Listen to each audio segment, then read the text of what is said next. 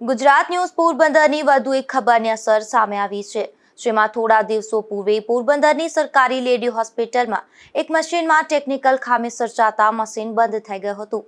ત્યારે આ અંગેનો અહેવાલ ગુજરાત ન્યૂઝમાં પ્રસારિત થતાની સાથે જ લેબોરેટરીનું બંધ મશીન રિપેર કરી તાત્કાલિક શરૂ કરાયું હતું। પોરબંદરના જૂના ફુવારા નજીક મહિલાઓ માટે ખાસ સરકારી લેડી હોસ્પિટલ આવેલ છે।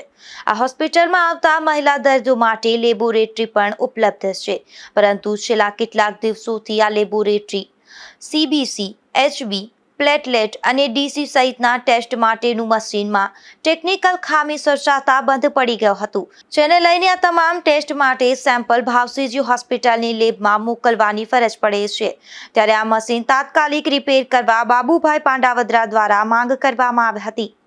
સરકારી લેડી હોસ્પિટલની અંદરમાં લેબની અંદરમાં CBCના કે પ્લેટલેટના કે રિપોર્ટ થતા નહીં અને એની રજૂઆત GTPL કરવાથી GTPLને અમે રજૂઆત કરી તો એનો સુપ્ત અંત આવ્યો હોય અને રિપોર્ટો ચાલુ થઈ ગયા હોય તો GTPLનો આભાર માનીએ છીએ। GTPL હંમેશા અટાણે ગરીબ દર્દી હોય કે ગરીબ માણસોને કોઈનું પણ વ્યથા સાંભળી અને જે પ્રસારિત કરે છે એની હિસાબે ઘણા માણસોને ફાયદો પણ થતો હોય છે અને આ ગરીબ દર્દીઓને સગર્ભા બહેનોને ફાયદો થતો હોય છે કે ત્યાં જે રિપોર્ટ ચાલુ થઈ ગયા હોય તો ખૂબ ખૂબ અભિનંદન GTPLને।